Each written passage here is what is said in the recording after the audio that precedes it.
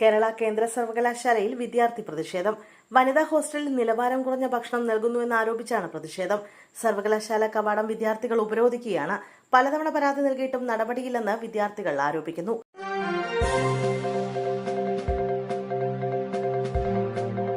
കായംകുളത്ത് യുവതി പാമ്പുകടിയേറ്റ് മരിച്ചു. ചേരാവള്ളി വടക്കേത്തോപ്പിൽ സെലീനയാണ് മരിച്ചത്. കൊറ്റുകുളങ്ങരയിൽ വെച്ചാണ് സെലീനയ്ക്ക് പാമ്പുകടിയേറ്റത്. കായംകുളം താലൂക്ക് ആശുപത്രിയിൽ എത്തിച്ചെങ്കിലും രക്ഷിക്കാനായില്ല. ബന്ധുവിന്റെ വിവാഹ സൽക്കാരത്തിന് പങ്കെടുക്കാൻ പോയതായിരുന്നു സെലീന. ആളൊഴിഞ്ഞ പറമ്പിൽ ഇരുചക്രവാഹനം പാർക്ക് ചെയ്തിരുന്നു. സൽക്കാരത്തിൽ പങ്കെടുത്ത ശേഷം വാഹനമെടുക്കാൻ പോകുമ്പോഴായിരുന്നു പാമ്പുകടിയേറ്റത്. രാത്രി 7:30യോടെയായിരുന്നു സംഭവം.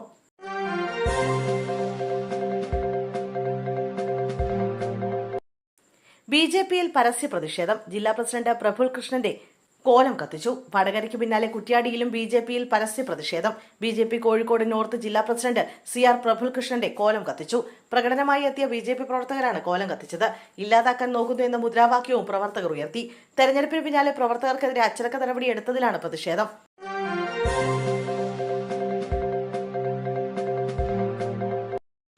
നെട്ടയ സംഘർഷം. വട്ടിയൂർക്കാവ് എസ്.എച്ച്.ഒ മെഡിക്കൽ അവധിയിൽ പ്രവേശിച്ചു.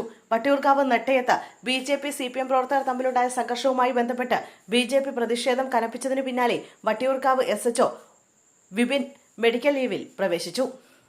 ബി.ജെ.പി നാട്ടുകാരും തമ്മിലുള്ള സംഘർഷത്തിനിടെ എസ്.എച്ച്.ഒയ്ക്കും പരിക്കേറ്റിരുന്നു. എസ്.എച്ച്.ഒയ്ക്കെതിരെ നടപടി ആവശ്യപ്പെട്ട് ബി.ജെ.പി സമരം നടത്തുന്നതിനിടെയാണ് അവധിയിൽ പ്രവേശിച്ചത്.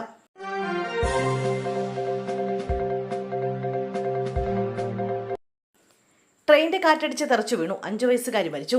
ട്രെയിനിന്റെ കാറ്റടിച്ച് ഗുരുതരമായി പരിക്കേറ്റ 5 വയസ്സുകാരി മരിച്ചു. ചെങ്കള പഞ്ചായത്ത് 4 മൈൽ തൈവളപ്പിൽ താഹിർ നജാത്ത് ആസിയ ദമ്പതികളുടെ മകൾ മറിയം നവാലാണ് മരിച്ചത്. ട്രെയിൻ കടന്നുപോകുന്നതിനിടെ കാറ്റടിച്ച് വീണ് ഗുരുതരമായി പരിക്കേറ്റ് ചികിത്സയിലായിരുന്നു കുട്ടി. ഈ മാസം 18-ന് വൈകുന്നേരം മൊഗ്രാൽ നാങ്കിയിലാണ് അപകടമുണ്ടായത്. മുത്തശ്ശി നഫീസയോടൊപ്പം മരണവീട്ടിൽ പോയി മടങ്ങുമ്പോഴായിരുന്നു അപകടം. റെയിൽ പാളത്തിന് സമീപത്തുകൂടി കുട്ടിയെടുത്ത് നഫീസ് നടന്നു പോവുകയായിരുന്നു. ഇതിനിടെ ട്രെയിൻ വന്നപ്പോഴുണ്ടായ കാറ്റടിച്ച് തെറിച്ചു വീഴുകയായിരുന്നു. വീഴ്ചയിൽ ഇരുവർക്കും സാരമായി പരിക്കേറ്റു. ഇന്ദിരാനഗറിലെ സ്വകാര്യ ആശുപത്രിയിൽ ചികിത്സയിൽ കഴിയവെയാണ് മരണം.